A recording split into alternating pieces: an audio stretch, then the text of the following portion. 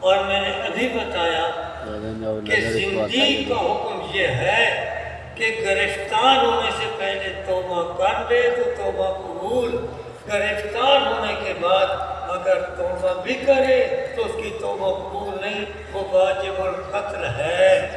تو ان کے لیے اسلامی قانون کے لحاظ سے دو ہی راستے ہیں کہ قادیانیوں کو کہا جائے کہ یا تو توبہ کر لیں، اگر وہ گرفتار ہونے سے پہلے توبہ کا ہے وہ ہو جائے، مرزا قادیانی کے کفر کے قائل ہو جائیں، وہی مسلمانوں والا کہ ان کا عقیدہ بھی بن جائے کہ نبی اسلام کے بعد نبوت کا دعویٰ یہ بھی جھوٹا، اور ایسا کرنے والا کافر، اس کو ماننے والے وہ بھی کافر، یہ بھی توبہ کر کے اپنا عقیدہ صحیح بنا لے، توبہ قبول ہے۔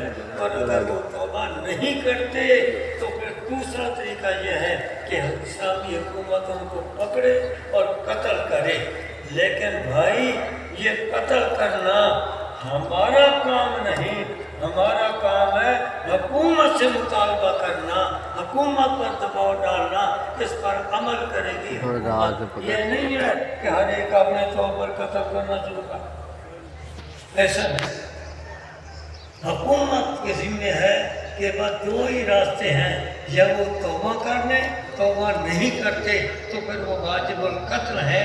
لیکن یہ میں بتا رہا ہوں، یہ بتا رہا ہوں، یہ وہاں پر قانون پر عمل ہوگا جہاں اسلامی حکومت، جہاں پر اسلامی حکومت ہو، اور اسلامی حکومت بنتی ہے اسلامی قانون کے نفاذ سے۔ اسلامی حکومت بنتی ہے اسلامی قانون کے لحاظ سے۔ ایک جملہ میں کہہ رہا ہوں، آپ بتائیں یہاں انگریزی قانون ہے اسلامی قانون ہے؟ ہاں جی، انگریزی قانون۔ اس لیے میں سٹیج پہ نہیں، اپنی ذمہ داری پر کہتا ہوں، ذاتی ذمہ داری پر، کہ یہ اسلامی حکومت نہیں، مسلمانوں کی حکومت۔ یہ اسلامی حکومت نہیں۔ اسلامی حکومت کب ہوگی؟ اسلامی حکومت اس وقت ہوگی کہ اللہ حکومت دے دے مولانا فضل الرحمان کو، وہ آ کر اسلامی قانون، شرعی قانون نافذ کرے گی، اسلامی حکومت پھر بنے گی۔ دعا فرمائے اللہ ان کو کامیاب فرمائے۔ تو یہ مسلمانوں کی حکومت، اس لیے جو مسلمانوں کی حکومت میں فیصلہ ہوا، ہم اس پر بھی ان کو شاباش کہتے ہیں، داد تحسین دیتے ہیں، مبارکباد دیتے ہیں، اور حالیہ جو نے فیصلہ کیا اس فیصلے پر بھی ہم مبارکباد دیتے ہیں۔ ہمیں پتہ ہے کہ یہود نصارہ اور یہود نصارہ کی قوتیں اور ان کے زیر اثر جو افراد مؤثر ہیں، ان کے دباؤ کے باوجود اتنا فیصلہ کر دینا، یہ بھی بہت بڑی ان کی ہمت۔ تو آئین کے لحاظ سے یہ کافر بن گئے، اور یہ زندیق ہیں، یہ ہیں زندیق۔ اور پھر میں دہرا دوں بات، زندیق کسے کہتے ہیں؟ دو جملے میں نے بتائے۔ زندیق کسے کہتے ہیں؟ دعویٰ اسلام کا عقائد کفریہ، یہ ہے زندیق۔ اب قادیانی کون ہوئے؟ قادیانی کون ہوئے؟ کہ دعویٰ کرتے ہیں اسلام کا، عقائد کفریہ، ایک عقیدہ بھی ہو کفری تو بھی زندیق۔ یہاں تو کفری عقائد کی لین لگی ہوئی، کفری عقائد کی لین لگی ہوئی، لہذا یہ ہیں زندیق، اور دعویٰ کرتے ہیں اسلام کا، بلکہ کہتے ہیں کہ اصلی مسلمان تو ہیں ہی۔ اب آپ بتائیں کہ غیر مسلم ان میں اپنے آپ کو مان لیا؟ جب دعویٰ اسلام کا کرتے ہیں تو انہوں نے اپنے آپ کو غیر مسلم مان لیا؟ غیر مسلم مانا وہ، بلکہ مرزا قادیانی کو نہ ماننے والے ان کو غیر مسلم کہتے ہیں، ان کو غیر مسلم کہتے ہیں، اپنے آپ کو مسلم کہتے ہیں کہ ہم مسلمان ہیں، اصلی مسلمان ہیں۔ تو انہوں نے اپنے آپ کو غیر مسلم مانا؟ غیر مسلم مانا؟ اپنے آپ کو غیر مسلم نہیں مانا۔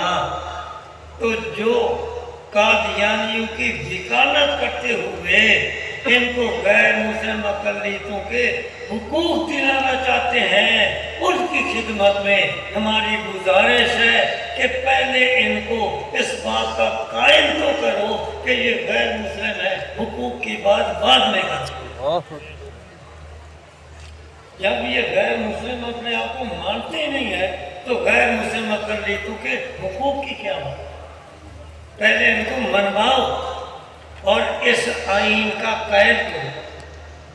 یہ آئین کے لحاظ سے بھی مجرم ہے، اس لیے کہ آئین کی اس قانون کا یہ انکار کرتے ہمارے آئین میں یہ جو موجود ہے فیصلہ، اس کے یہ منکر ہیں، تو یہ آئینی غدار ہیں، آئین کے منکر ہیں۔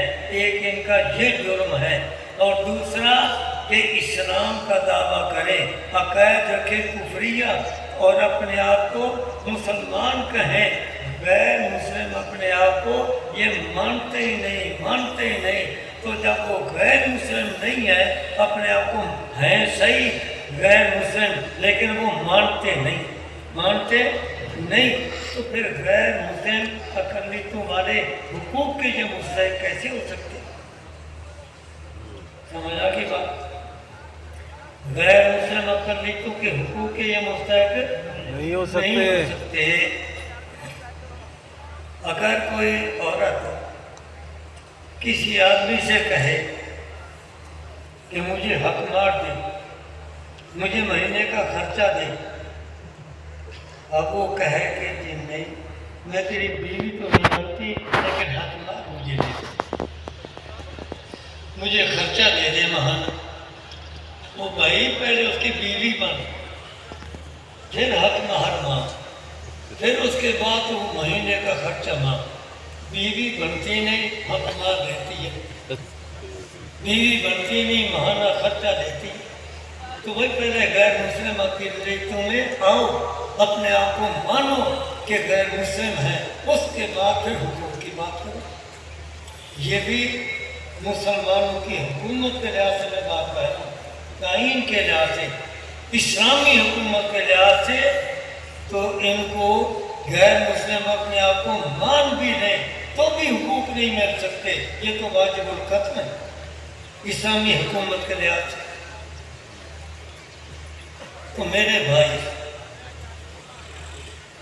اب اگر اسی حالت میں کہ یہ غیر مسلم اپنے آپ کو نہیں مانتے، دعویٰ اسلام کا ہے، اور ان کو حقوق دیے جاتے ہیں غیر مسلم اقلیتوں والے، اور اسلامی اصطلاحات بھی وہ استعمال کریں، اپنی عبادت گاہ کو کہیں مسجد،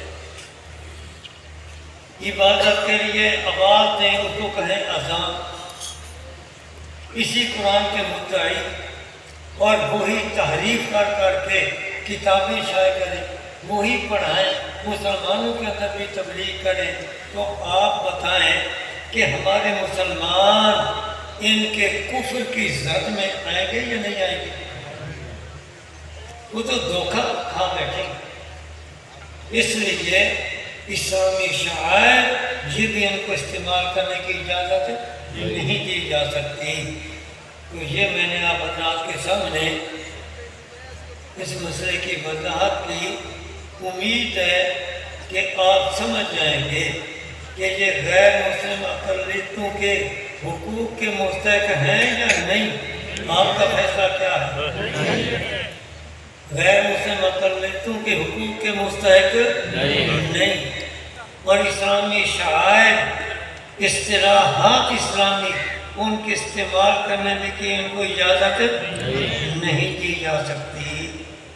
اللہ تعالی ہمیں صحیح دین سمجھنے کی توفیق عطا فرمائے، اور جو ہمارے بعض لوگ دھوکے میں پڑے ہوئے ہیں اللہ ان کو بھی سمجھتے، اور اللہ کرے وہ قادیانیوں کے وکیل بننے سے توبہ طے ہو جائے، اور وکیل بھی بلا توکیل، وکیل بلا، وہ کہتے ہیں غیر مسلم اقلیتوں کے قادیانوں کے حقوق دو، غیر مسلم اقلیتوں کے حقوق دو، اور ادھر کھڑے قادیانی کہہ رہے ہیں کہ ہم غیر مسلم نہیں، ہم غیر مسلم نہیں، وکیل ادھر کھڑے کہہ رہے ہیں کہ غیر مسلم اقلیتوں کے حقوق دو، حقوق دو، حقوق دو، وہ حقوق دلوانا چاہتے ہیں، اور قادیانی ادھر کھڑے ہو کر کہہ رہے ہیں کہ بھئی ہم غیر مسلم نہیں، ہم غیر مسلم نہیں، تو حقوق کیسے دلواتے ہو؟